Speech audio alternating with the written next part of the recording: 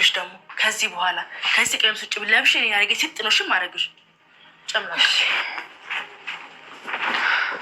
ይቺ መንቃራ መንቅር ከዚህ ቀሚስ ውጭ አትለብሽም። ምን አገባው አንቺ?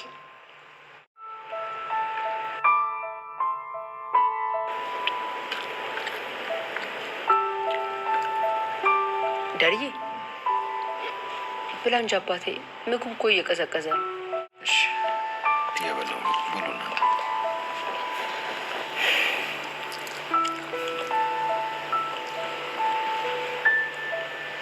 ከማየ ነው ግን በእኔ ቢሆንም በቃ እማየን ፈርቷታል። ለሳ ነው በቃ እስቲ ዳጣ ሞክራለሁ። እዚህ ቤት ከማየ ቀጥሎ አባዬ ልናግዘው የምንችለው አንቺና እኔ ብቻ ነው። ሰማችሁልኛል አይደል? ተፈትኗል፣ በሚስቱ ተፈትኗል። ግን ምረህዋል። እኔንስ እንዴት ነው የምትምረኝ? ምህረት ራቅ። እንዴት የማርታን አይን ላይ እንዴት ገላዋልንካ የልጆቼ አብጌል ደረጀ ቤተሰቡን ማተራመሷን እንደቀጠለች ትገኛለች። አሁንም እንግዲህ ደረጀን ምንድነው ያስጨነቀውን ነገር ሚስጥሩን ካላወቅኩኝ ብላ እንግዲህ ገባው ገብቼ እያለች ትገኛለች። ቤተሰቦቻችን በሚገርም ሁኔታ እንግዲህ ያው ተፍተፍ እያለች ነው ነገር እንዴ እንትና ፈንፍና ነው አቶ ወይዘሮ አብጌል ዛሬም እንግዲህ እንደ ልማዷ ደረጀን እንግዲህ አዛይ መሳይ ቅቤ አንጓች እየጠየቀችው ነበረ። እንግዲህ ደረጀም ደግሞ አረ ምንም የለም ምን ነው ወደሽ ነው አዝነሽልኝ ነው እያላት ነበረ። እሷም እንግዲህ አይ አባዬ በቃ የሆነው ነገር ለምን ማወቅ የለብኝም እኔ ለምንድን ነው የማትናገረው እያለች ነው የምትገኘው። እሱም አይ የፈለግሽው ጉዳዩን ለምንድን ነው በምን ምክንያት ነው እውነት ለኔ ያዝነሽልኝ ነው ወይስ ምንድነው እያላት ነበረ ማለት ነው። ከዛ እንግዲህ ያው በመጨረሻ እንደማይነግራትና ተስፋ ቁረጪ በማለት ነው እንግዲህ የነገራት። እሷም እንግዲህ እየተናደደች ነው የምትገኘው። እሷ ያው አይደለ በቃ ለምን ማወቅ አለብን ነው እያለ ያለችው። ደረጀ ደግሞ ምንም አይነት ነገር መናገር አልፈለገም። ምክንያቱም ስለሚያውቃት በራሱ ላይ የባመጠምጠም መሆኑ እንደገባው ጭራሽ ብሎ እኔ ብሞት ምን ይጎልብሽ ይመስልሻል ሲላት አላቅም አባዬ ብቻ ግን ባትሞት ደስ ይለኛል አለ ማለት ነው። አባትን ያክል ነገር ደስ ትላለች አይቾል ካፋ እና ደረጀ እንግዲህ ያው ንቃቱ እንደቀጠለ ነው። አብጌልም ነገሮችን ለማወቅ እየሄደች ያለበችበት መንገድ ያው ብዙ ነው። ያው ነገሮች አልተሳካላት ያልነኝ ቀርማ ነበር ሁሉንም ነገር ማዲፈራርስ የፈለገችው ግን አልቻለችም። በመጨረሻም እንግዲህ አዲስ የመጣችው ሰራተኛ እንግዲህ ደግሞ ዛሬ ሌላ ትኩሳቱን አባታለኝ ናታን ቆንጂዬ ነው ወንድማችሁ አለች ብላ ውሃ እንግዲህ ነግራቸው ነበርና ያንን ሲሰማ አብጌል በጣም ያደረችው ቀጥታ ከዛ ሄዳ ምን ብለሽ ነው እሱን የምትመለከችው ልብስም እንዳትቀይሪ እንግዲህ እንዲያርጋት አይታችኋታል። ወይ አብጌል አብጌል ታይ ወይዘሮ ማርታም እንግዲህ በጭንቀት ውስጥ ትገኛለች። ደረጀንም ብትጠይቀውም መናገር አልፈለገም። በዛም ብትለው በዚህም ብትለው በጭራሽ ሊነግራት አልወደደም። ምክንያቱም ያው እሱም ስለሚፈራ ነው። በርግጥ መናገሩን ሳይሆን የፈራው ልክ ከተናገረ አንደበቱ ይቃል ከአንደበቱ ከወጣ በኋላ የሚፈጠረውን ነገር ሲያስበው በጣም ትኩሳት ነው የሆነበት።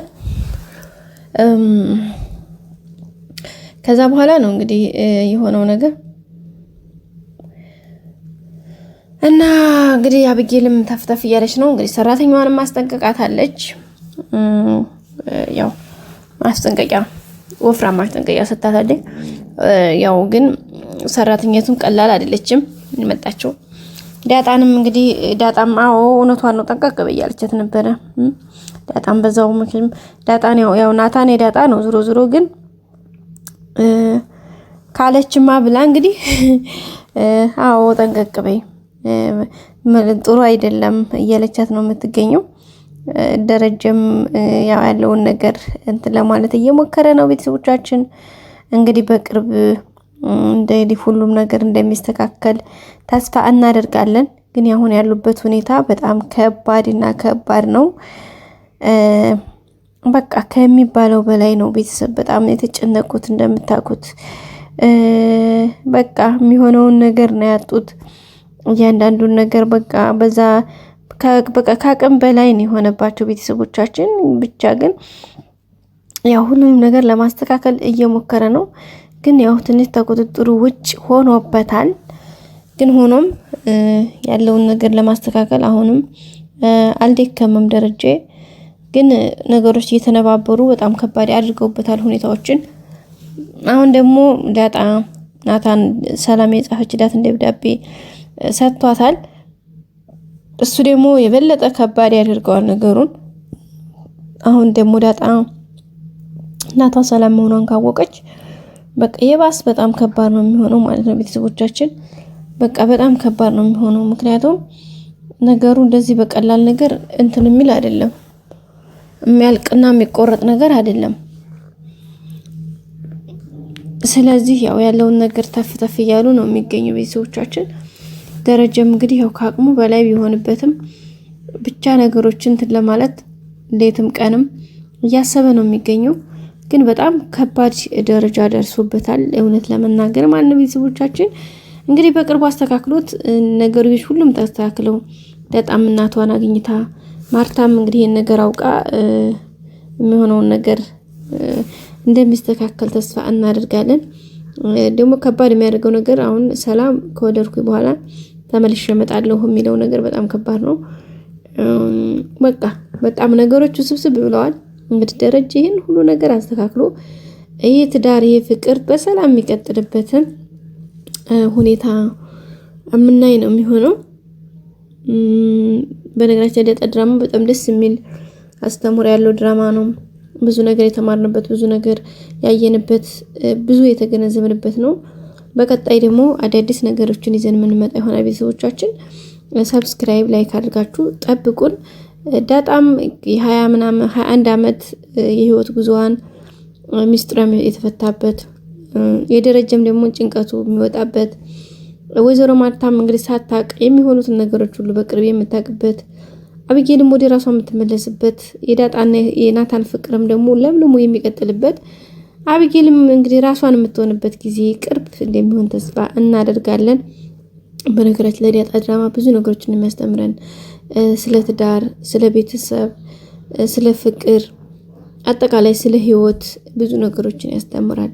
ከዛ ከፈጣሪ ጋር እንዴት ግንኙነት እንዳለ እንደያችሁት ቤተክርስቲያን ሄዶ ደረጀ የተማጸነበት መንገድ በጣም ልዩ ነበረ እና ብቻ በጣም ብዙ ነገሮችን የምናይበት ነው። በቀጣይ ደግሞ ሌላ አዲስ ቪዲዮዎች እስከምንመጣ አብራችሁ ቆዩን። መልካም ጊዜ